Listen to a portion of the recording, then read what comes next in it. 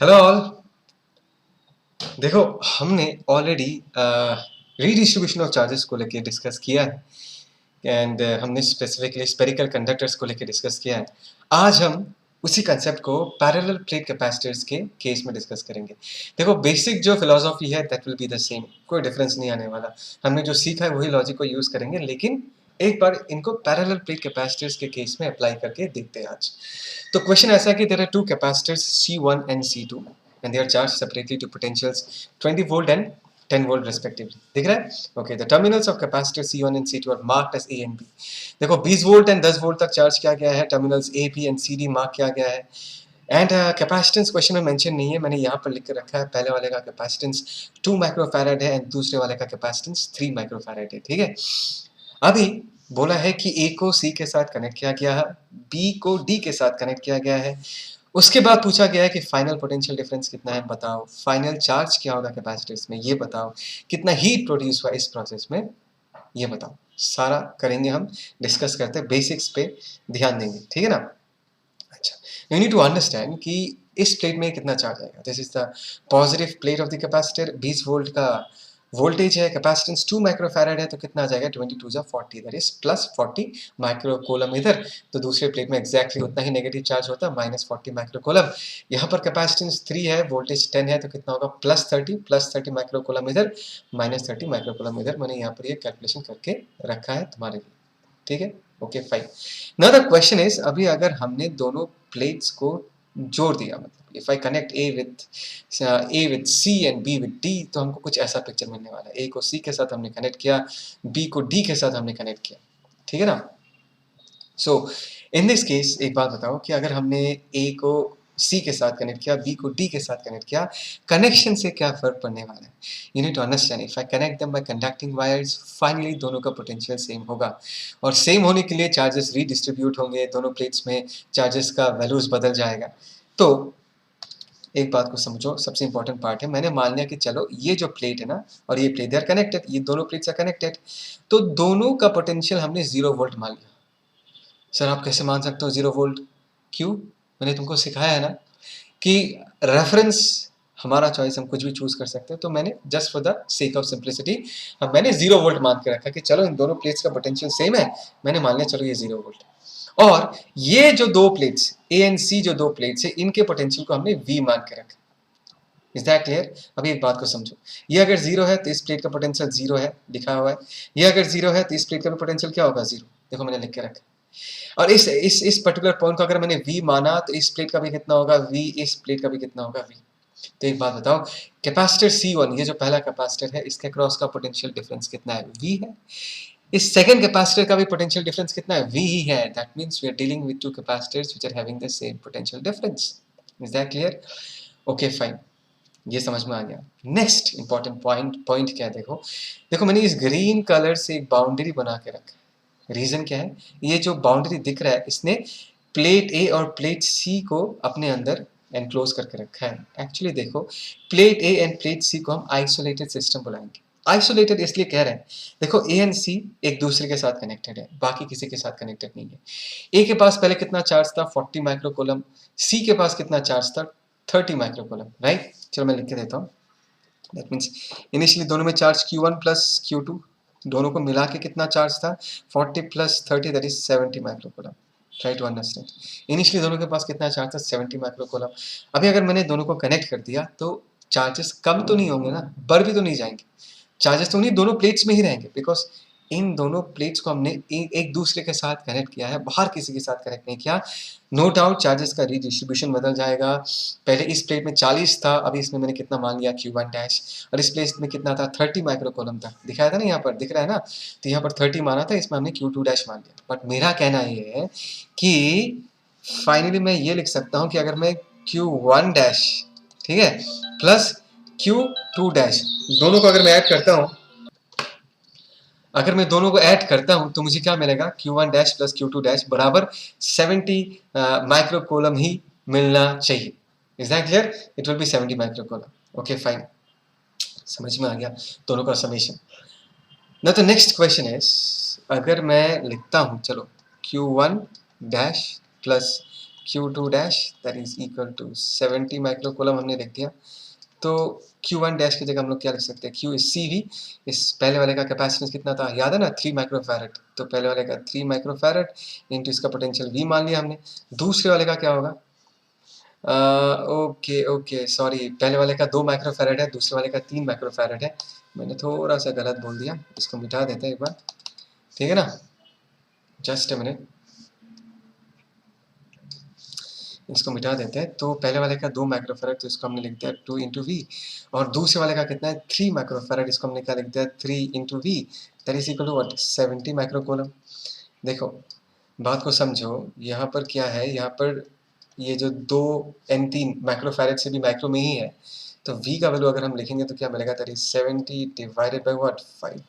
अगर मैं 70 divided by 5 करूँ तो हमको क्या मिलेगा, 14। तो हमको फाइनली कितना मिलने वाला है, कॉमन पोटेंशियल जो है V जो है that is equal to what, 14 volt. समझ में आ रहा है दोनों का common potential difference V in this case that is equal to 14 volt. पहला पॉइंट 1 हमने ऑलरेडी निकाल लिया। अभी पूछा कि what is the final charge on all the capacitors. Final charge निकाल लेते हैं एक बार। फाइनल चार्ज दोनों कैपेसिटर्स में कितना है, ठीक है, ओके। तो यहाँ पर अगर मैं Q डैश 1 का वैल्यू लिखना चाहूँ, that is C1 into we. C1 का वैल्यू कितना, ध्यान से देखो, that is 2 microfarad, that is 2। V की जगह हम लोग क्या लिख सकते हैं, V की जगह हम 14 लिख सकते हैं। तो कितना हो जाएगा, 14 two 28, that means plus 28 microcoulomb इस प्लेट में चार्ज आ जाएगा। सिमिलरली अगर मैं Q2 डैश निकालना चाहूँ, that is equal to what, C2 into V. And C2 की जगह कैपेसिटेंस कितना हो जाएगा, 3 माइक्रोफैरड। वोल्टेज कॉमन कितना हो जाएगा, 14, तो कितना हो जाएगा, 12 to 142 microcoulomb. Is that clear, समझ में आ रहा है मैं क्या कह रहा हूँ। In this case that is equal to 42 microcoulomb. तो दोनों प्लेट्स में हमने फाइनली चार्जेस निकाल दिया। अभी तुमको ये पूछा गया है कि what is the heat produce in the process. इस प्रोसेस में कितना हीट प्रोड्यूस हुआ है वो बताना है हमको, ठीक है ना। अच्छा, अभी हीट कितना प्रोड्यूस हुआ वो अगर हमको देखना है, तो पहले ही बात ये समझो कि यहाँ पर चार्जेस का रीडिस्ट्रीब्यूशन हुआ है, और सारा रीडिस्ट्रीब्यूशन अपने आप हुआ है, कोई एक्सटर्नल एजेंट का इन्वॉल्वमेंट नहीं है। That means finally charges redistribute होने के बाद ये जो फाइनल सिस्टम है, इस सिस्टम का जो एनर्जी होगा, पोटेंशियल एनर्जी, वो इनिशियल जब दोनों कैपेसिटर्स अकेले अकेले थे उसके कंपैरिजन में क्या होगा, कम होगा। और ये जो एनर्जी डिफरेंस आएगा वही हीट के फॉर्म में रिलीज हो जाएगा। तो अगर मुझे हीट प्रोड्यूस निकालना है तो मैं क्या लिख सकता हूँ, इनिशियली पोटेंशियल एनर्जी डेफिनेटली ज़्यादा था, फाइनली डेफिनेटली कम है, तो दोनों का जो डिफरेंस है यही हीट प्रोड्यूस्ड होगा। तो इनिशियली कितना था, half C1 into V one square plus half C2 into V two square, minus finally कितना होगा, half C1 into V square plus half C2 into V square, because we दोनों का same है। Capacitance पहले वाले का कितना था, कैपेसिटेंस अच्छा मैंने यहाँ पर लिख के रखा, कैपेसिटेंस 2। इनिशियली वोल्टेज उसका था 20 वोल्ट था, दूसरे का कैपेसिटेंस का वैल्यू 3 था, उसका वोल्टेज 10 था, मैंने वैल्यूज पुट कर दिया। और ये this is the potential energy of the system. Finally उसका कैपेसिटेंस C1 है 2 और वोल्टेज हमने 14 निकाला है, सो यहाँ पर कितना हो जाएगा, दैट इज 14 स्क्वायर प्लस, अगर हम लिखें यहाँ पर क्या आ जाएगा, दैट इज हाफ। कैपेसिटेंस हम क्या लिख सकते हैं इन दिस केस, दैट इज 3, और इसका भी वोल्टेज कितना, इसका भी वोल्टेज हो जाएगा 14, तो 14 स्क्वायर, राइट। इन दोनों को अगर हम सिंप्लीफाई करेंगे तो इसका आंसर आएगा, मैं आंसर बता के रख रहा हूँ, answer in this case is 60 microjoules. तो यहाँ पर हो गया 60 microjoules. So basically this is the amount of energy, amount of heat energy that is released in this process. Is that clear, so this is the heat produced. I hope so तुमको समझ में आया कि basically use the same concept. या और एक चीज़ भी तुमको मैं बता के रख सकता हूँ, जैसे कि हमने वी निकाल लिया, अगर तुमको चार्जेस निकालना था तो तुम ये भी कंसेप्ट यूज कर पाते कि सर दोनों कैपेसिटर्स का पोटेंशियल वी क्या है सेम। अगर दोनों कैपेसिटर्स का पोटेंशियल सेम है then we can use this idea, तो Q इक्वल टू क्या होता है, CV होता है। And in this case V is same for both of them, V दोनों के लिए सेम है। अगर V दोनों के लिए सेम है तो I can directly say that charge जो है that is directly proportional to capacitance. That means ये रिलेशन भी वैलिड होगा कि अगर मैं निकालूँ Q-1 बाई Q-2, इसका अगर मैं रेशियो निकालना चाहूँ that will be in the ratio of C1 by C2। ये चीज़ यहाँ पर वैलिड बैठेगा। इसको भी यूज़ करके तुम Q1 डैश और Q2 डैश निकाल सकते हो। This logic is also correct. ठीक है, समझ में आया, पक्का, ओके, आगे बढ़ते हैं।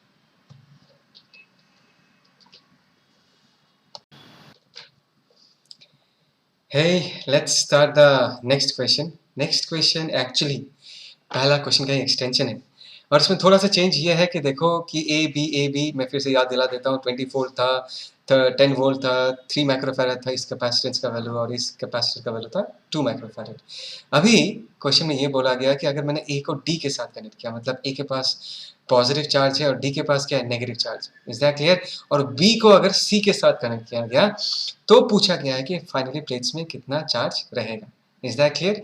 अच्छा, अभी एक बात देखो, एक बात समझो। यहाँ पर इस प्लेट में कितना चार्ज था, 40 माइक्रोकूलम, और इस प्लेट में कितना चार्ज था, -30 माइक्रोकूलम। देखो मैंने यहाँ पर लिख के रखा है, in this plate that is, चलो मैं यहाँ पर भी लिख के रखता हूँ, यहाँ पर है तुम्हारा -30 माइक्रोकूलम, ठीक है ना। और इस प्लेट में कितना था, इन this case that was +40 microcoulomb. अभी अगर इन दोनों प्लेट्स को जोड़ दोगे तो टोटल चार्ज तो इनके बीच ही डिस्ट्रीब्यूट होगा। टोटल चार्ज कितना होगा सिस्टम में, ध्यान से देखो। इन दिस केस अगर मैं टोटल चार्ज देखूँ, इन this case that is QA plus QD, in this case कितना हो जाएगा, 40 - 30 कितना हो जाएगा, 10 माइक्रोकूलम। समझ में आ रहा है मैं क्या कह रहा हूँ, दोनों को मिलाकर 10 माइक्रोकूलम। तो ए को हमने डी के साथ कनेक्ट किया, देखो यहाँ पर मैंने शो किया है, यहाँ पर ए को हमने डी के साथ कनेक्ट किया, और दोनों प्लेट्स में टोटल कितना चार्ज डिस्ट्रीब्यूट हो जाएगा, 10 माइक्रोकूलम डिस्ट्रीब्यूट हो जाएगा, ठीक है ना।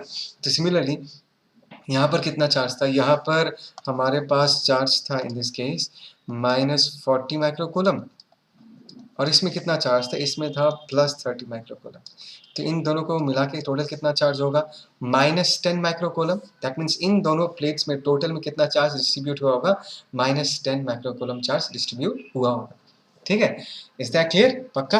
अच्छा, अभी आगे बढ़ते हैं, मतलब we use the same logic. Logic क्या, देखो ध्यान से, मैंने इस एंड को 0 वोल्ट माना, तो इस प्लेट का भी 0 वोल्ट, इस प्लेट का भी 0 वोल्ट। चलो मैं लिख के देता हूँ, इस प्लेट का वोल्टेज कितना, 0 वोल्ट, और इस प्लेट का V हो गया। ये अगर 0 है, इस प्लेट का भी कितना होगा, 0 होगा, because they are directly connected by conducting wire. और इस प्लेट का अगर V है तो इस प्लेट का भी क्या होगा, V होगा। So is the same idea कि now in this case the potential difference between the capacitors are the same. That means the charges will be redistributed in the ratio of capacitance. ये तो apply कर ही सकते हो। या क्या apply कर सकते हो कि फाइनली यहाँ पर जो Q-1 है, Q-2 है, मैं यहाँ पर लिखता हूँ, जो Q-1 है प्लस Q-2 जो है, इन दोनों को मिला के टोटल में कितना चार्ज होगा, दिखाया था टोटल में कितना होगा। This thing is nothing but equal to what, Q-1 plus Q-2, because initially इन दोनों प्लेट्स में मिला के जितना चार्ज था, कितना था, 40 एंड -30 था, दैट इज 10। अभी भी इन दोनों को मिलाकर उतना ही चार्ज होगा, 10 माइक्रोकूलम। तो हमने यहाँ पर 10 माइक्रोकूलम लिख दिया, ठीक है ना। अच्छा, Q-1 की जगह हम लोग क्या लिख सकते हैं, Q-1 2 माइक्रोफैरड था इसका capacitance, 2 into V plus Q-2 हम लोग क्या लिख सकते हैं, Q-2 in this case 3 microfarad, और इसमें Q equal to CV, in this case हमने V लिख दिया, this is what 10 microcoulomb in this case. तो इन दिस केस V का वैल्यू हमको क्या मिल गया, दिस इज 2 वोल्ट। बोलो समझ में आया नहीं यार? सो दिस इज 2 वोल्ट। अभी 2 वोल्ट अगर हमको पता चल गया तो आराम से हम निकाल सकते हैं कि Q-1 का वैल्यू कितना होगा। Q-1 का वैल्यू होगा, ध्यान से, CV 2 इंटू 2, मतलब वोल्टेज तो 2 वोल्ट आ गया, that means 4 microcoulomb. Is that clear? And if I talk about Q-2 in this case, Q-2 कितना होगा, 3 इंटू V, वोल्टेज कितना है 2, दैट इज व्हाट 6 माइक्रोकूलम, ठीक है ना। टोटल में कितना था, टोटल में तो 10 माइक्रोकूलम था, तो 4 माइक्रोकूलम प्लस 4 माइक्रोकूलम इधर आ गया, ठीक है ना, एंड प्लस 6 माइक्रोकूलम इधर आ गया। Is that clear? तो सिमिलरली अभी अगर मैं यहाँ पर चार्ज पूछूँ, यहाँ पर इस प्लेट में कितना चार्ज होगा, इस प्लेट में इन दिस केस चार्ज होगा, यहाँ पर +4 है तो यहाँ पर कितना आ जाएगा, -4 माइक्रोकूलम, ठीक है ना। और यहाँ पर +6 माइक्रोकूलम है तो इस प्लेट में कितना चार्ज आएगा, -6 microcoulomb. This is how the charges will be redistributed in the plates, ठीक है, समझ में आया? ओके, चलो आगे बढ़ते हैं। ओके, अभी ये नेक्स्ट क्वेश्चन देखते हैं। ये रीडिस्ट्रीब्यूशन के ऊपर तो ये क्वेश्चन नहीं है, this is basically based on 2 parallel plates, और दोनों में अलग अलग चार्जेस। ये मैंने अपने वीडियो में डिस्कस किया है, जब मैंने जहाँ पर मैंने पैरेलल प्लेट कैपेसिटर डिस्कस किया, वहाँ पर ये कंसेप्ट डिस्कस किया है।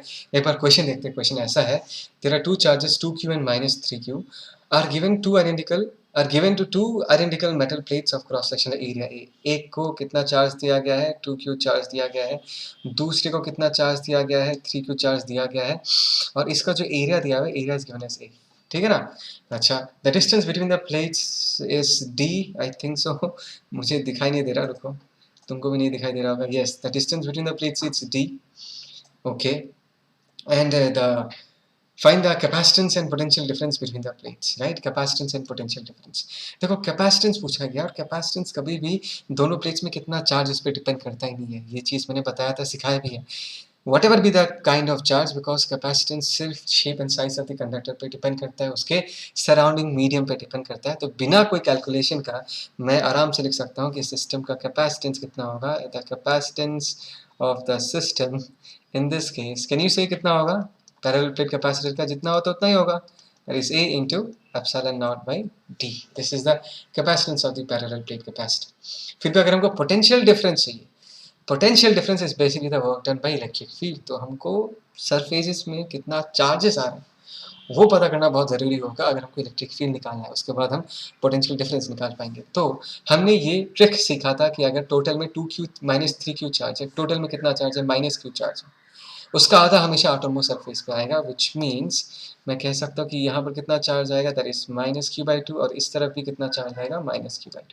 ठीक है, यहाँ पर माइनस q/2 चार्ज आ गया, तो एक बात बताओ कि इस सरफेस में कितना चार्ज आएगा? यहाँ पर टोटल 2q चार्ज है, माइनस q/2 इधर चला गया, तो यहाँ पर टोटल चार्ज कितना होगा? दैट इज 2q था, माइनस ऑफ कितना चला गया? माइनस q/2 चला गया। तो कितना हो जाएगा बताओ? This is 2 2 4, that is 5q/2। सीधा सीधा बोलो तो कितना हो जाएगा? This is 2.5q। मतलब इस सरफेस में, ये जो इनर सरफेस है, इनर सरफेस पे कितना चार्ज आएगा? Try to understand. यहाँ पर प्लस 2.5q आएगा। बोलो समझ में आ रहा है, नहीं आ रहा? पक्का? ओके अभी इसमें चार्ज कितना है? 2.5q, right? इसमें अगर 2.5q चार्ज आया है तो facing surfaces will always have equal and opposite charge. तो यहाँ पर कितना चार्ज आएगा? चलो बताओ बताओ। Minus 2.5q। ठीक है, and how will the field lines look like? The field lines will always start from positive charge and on the negative surface the field lines कुछ ऐसा दिखाई देगा। ये हो गया इलेक्ट्रिक फील्ड। अभी हम ये देखेंगे कि इलेक्ट्रिक फील्ड का एक्सप्रेशन क्या होता है। लेट अस से इलेक्ट्रिक फील्ड का वैल्यू कितना होता है दोनों प्लेट्स के बीच, that is sigma by epsilon not. ये याद है ना, ये भूलने से नहीं होगा। हर एक शीट के लिए sigma by twice epsilon not का कंट्रीब्यूशन आता है, दोनों मिला के कितना होगा? Sigma by epsilon not. Sigma की जगह अगर हम लिखते हैं तो हम क्या लिखेंगे? Charge by area. चार्ज कितना है? Try to understand. ये फील्ड कौन बना रहा है? 2.5q चार्ज फील्ड बना रहा है, तो डेंसिटी होगा 2.5q by A into divided by epsilon not. ये हो गया इलेक्ट्रिक फील्ड। तभी अगर हमको पोटेंशियल डिफरेंस निकालना है, पोटेंशियल डिफरेंस होगा V equal to E into D.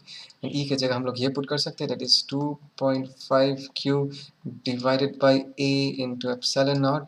And distance between the plates कितना दिया है? D दिया है।